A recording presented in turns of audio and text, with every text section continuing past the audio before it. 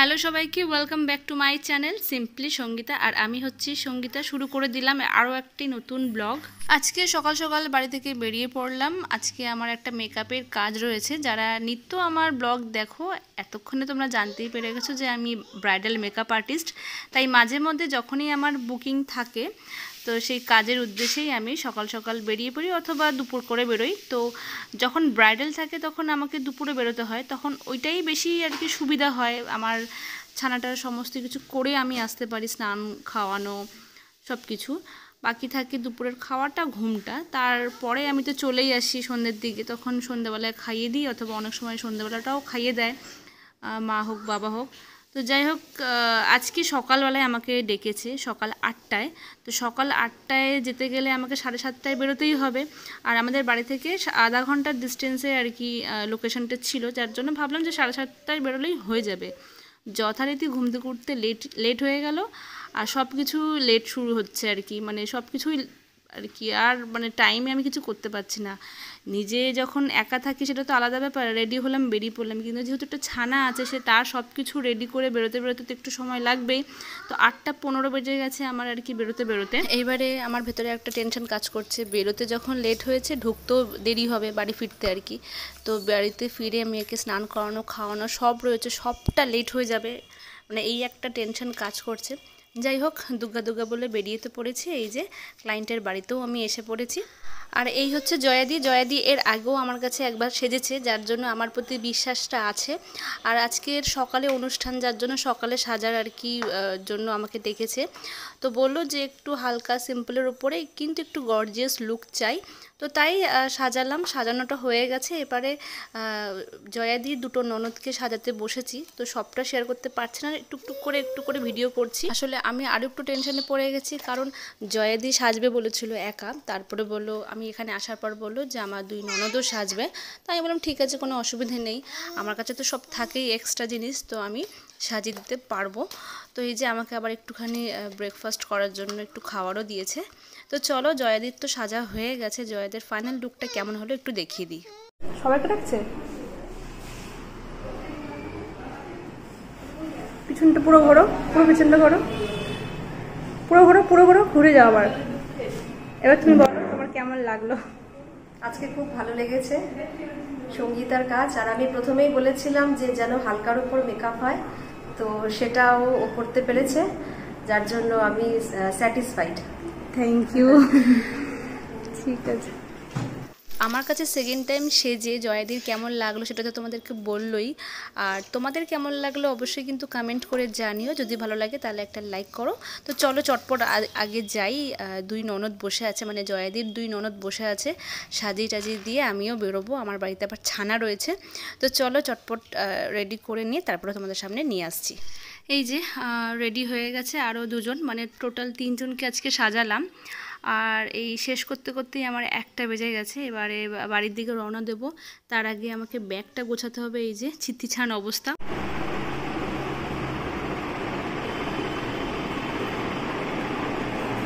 তোমাদের কেমন লেগেছে একটু শর্টকাটে ঝটপট বলে দাও। একটু জোরে। খুবই সুন্দর লেগেছে, যেরকম চেয়েছিলাম তার থেকেও খুব সুন্দর হয়েছে। Thank you. ঠিক আছে, চলো। এই যে এখানে কাজ শেষ, সুন্দর করে আগে ব্যাগটাকে গোছালাম, কারণ ব্যাগটা ঠিকঠাকভাবে না গোছালে ব্যাগের মধ্যে সব কিছু আঁটতে চায় না, আর তখনই আরও আর কি ঝামেলায় পড়ে যায়। তাই আগে ঠান্ডা মাথায় ব্যাগটা গুছিয়ে এবারে রওনা দিলাম বাড়ির দিকে। তো আজকে যেহেতু সানডে ছিল, মানে আজকে রবিবার ছিল বলে আমার একটা সুবিধা হয়েছে যে ওর বাবা বাড়িতে আছে। তো অনবরত আমি ফোন করে জিজ্ঞেস করছি যে ও খেয়েছে কিনা, ও স্নান করিয়েছো কিনা। তো অনবরত আমি ফোন করে আর কি জিজ্ঞেস করছিলাম। তো বললো যে খেতে একটু বিরক্ত করছিল, খুঁজছিল আমাকে। তারপরে ও বললো যে স্নানটা করিয়ে দিয়েছি, অসুবিধা নেই। মানে আমি ভাবতে পারিনি যে এত দেরি হয়ে যাবে। এবারে বাড়ি ঢুকতে 1:30 থেকে 1:45 বেজে যেতেই পারে, মেয়েটার খাওয়ার টাইম হয়ে যাবে। তো গিয়ে স্নান করে কখন খাওয়াবো এই নিয়ে একটা চিন্তায় ছিলাম। তারপরে বাড়িতে গিয়ে ওকে খাওয়ালাম, মানে জামা কাপড়ও ছাড়িনি, ওকে খাইয়েছি। খাইয়ে টাইয়ে দিয়ে তারপরে নিজে স্নান টান করে তারপরে ফ্রেশ হয়ে সবাইকে খেতে দিয়ে নিজে খেয়ে মেয়েটাকে তারপরে ঘুম পাড়াতে চলে গেছিলাম। মাঝখানে আমার আর ভিডিও করা হয়নি, যার জন্য পুরোটা আমি বলে দিলাম। তো তারপরে এত কিছু ঘটনা ঘটার পর সন্ধ্যাবেলায় একেবারে আসবো, কারণ সন্ধ্যাবেলায় আজকে মা বাবা আসবে ফোন করে বলেছিল। তোমরা আমার একটা ভিডিওতে দেখেছো যে আমি বাড়িতে আর কি নিজের হাতে রাখি তৈরি করেছি। তো তাই ভাবলাম যে মায়েরা যখন আসছেই তাহলে এই ফাঁকে আমি দাদাকে রাখিটা পরিয়ে দেবো, আর আমার ছানাটাও ইয়েকে পরিয়ে দেবে, পিকুকে পরিয়ে দেবে রাখি। কারণ আলাদা করে রাখির জন্য আর যাব বলে এরকম কিছু প্ল্যান করিনি, ভাবিও নি। আর যেহেতু মানে আমি বোন, সবসময় আমার রাখি আর ভাইফোঁটা তো মাথায় থাকেই। তো তাই ভাবলাম যে এবছরের একটু রাখি বানাবো। তো সেইটারও ভিডিও আমি ফুল ভিডিও করেছি। এই রাখিগুলো আমি কিভাবে বানিয়েছি, ক্লে দিয়ে বানিয়েছি আর কি, কীভাবে কী করেছি সবটা আছে। এই সব কিছুর আলাদা করে আমি ভিডিও শ্যুট করেছি, তো তোমরা চাইলে দেখে নিতেই পারো। তো তাই ভাবলাম যে বাড়িতে যখন আসছে আর দুদিন পরই তো রাখি, তো এই ফাঁকে রাখিটা পরিয়ে নিই, তাহলে একটা কাজ আর কি হয়ে যাবে। নাহলে হয়তো আবার কোরিয়ার করে পাঠাতে হতো বা কারোর হাত দিয়ে পাঠাতে হতো যে এই দিনে পরার জন্য। নিজের হাতে পরিয়ে দেওয়াটাই ভালো, কারণ সে যে কোনো দিনই হোক না কেন তাতে কি এসে যায়, নিজের হাতে তো পড়াতে পারলাম, এই একটা শান্তি। চল এটা খোল, মানে দাঁড়া তোকে একটু ছবি তুলি। পিকু খুব স্পাইডারম্যান পছন্দ করে, তো তার জন্য ভাবলাম ওর জন্য একটা ছোট্ট করে স্পাইডারম্যান রাখি বানাই। কারণ এইটা আমি জানি খুব যত্ন করে রাখবে আর এটাকে খুব ভালোবাসবে, যেটা ওর মানে যে কোনো বাচ্চারই আর কি, যেটা আর কি যে পছন্দ করে তার জন্য ঠিক সেটা যদি বানানো হয় বা সেটা যদি ওকে গিফট করা হয়, তাহলে ওটার প্রতিও যত্নশীল হয় আর কি, খুব ভালোবাসা দেয়। তো আমার মনে আছে যে ওর বার্থডেতেও ওই স্পাইডারম্যান ড্রেস পরেছিল, স্পাইডারম্যান কেক কেটেছিল, যার জন্য ভাবলাম যে ওর জন্য ছোট্ট করে একটু স্পাইডারম্যান রাখি বানাই। তো ওর জন্য ছোট করে বানিয়েছি, আর একটা বড় বানিয়েছি। যেটা প্রথমে বানিয়েছিলাম ভাবলাম যে ওর জন্যই আর কি, তবে পরে ভাবলাম যে না, ওটা ওর হাতে হবে না, তাই আবার ছোট্ট করে বানিয়েছি। বানানোর পর এই যে এখন ওর হাতে পরানোর চেষ্টা চলছে। আর আমারটা তো খুব ছোট, ও বোঝে না, ওকে দিয়েই পরাবো বলে কিন্তু ও পরাতেই দিচ্ছে না। পরিয়ে দিতে হয়, পরিয়ে দি দাদা ভাই তোর বলছে ছাপ ওরে বাবা দে বললাম দে ওটা হবে না, পড়া নে মনে হয় পরিয়ে দিচ্ছে, নে পড়া তো দেখো না। মা দেখি পিকু আমাকে দাও দেখি, হাত দেখা বাহ, দাঁড়া তুই ওটাকে লুকা। ওরে বাবা আদর দেখো না, ও পরি তোকে ভালোবাসে, বলছে আমাকে ভালোবাসে তো ওই জন্য।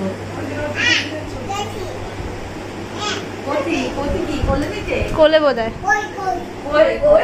এই বাবা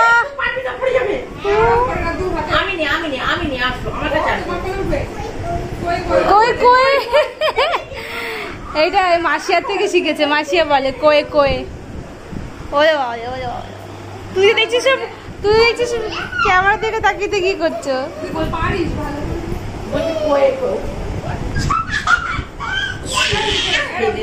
ভয় লাগে আমার।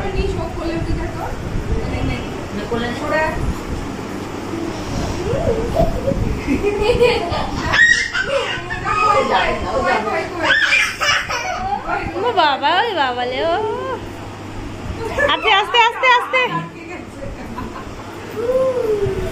খুব খুশি হয়েছে। দেখো হাতে বাঁধাটা ঠিক আছে, দেখো তো খুলে না যায়, গিট্টি মারাটা ঠিক আছে তো।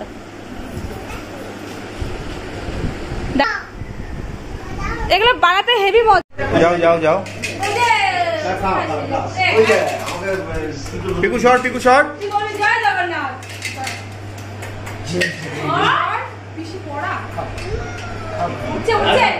আরে পিকু শর্ট,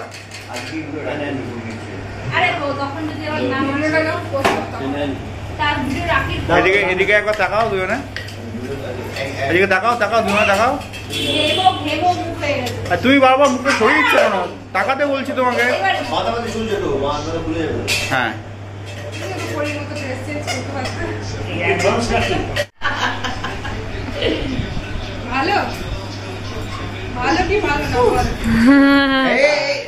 গায়ে মুছে দেবে গো, দিয়েছে বোধ হয় নাকি?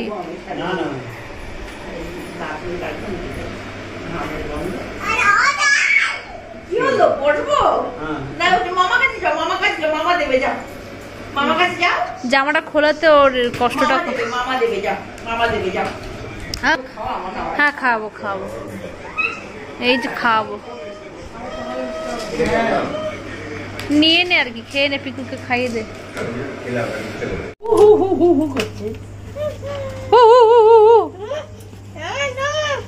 আমাকে যেতে দাও। তুই যাবি না? বলে পাঠিয়ে দেবে একটা।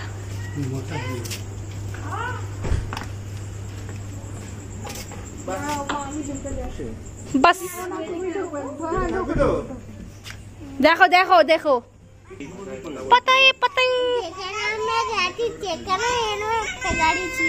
তাহলে দেখ পাল্টা পাল্টি হয়ে গেছে। তো চলো বন্ধুরা, এখানেই ভিডিওটা শেষ করছি। মায়েরা যাচ্ছে এখন বাড়িতে। আর তোমাদের কেমন লাগলো অবশ্যই লাইক কমেন্ট শেয়ার করতে ভুলো না। আর আজকে সকাল থেকে অনেক পরিশ্রম গেছে। এখন আমি আমার ছানাটাকে খাওয়াবো, তারপর নিজেরা খাবো, ওকে ঘুম পাড়াবো, তারপরে আমাদের ঘুম। তো টাটা, এখানেই শেষ করলাম।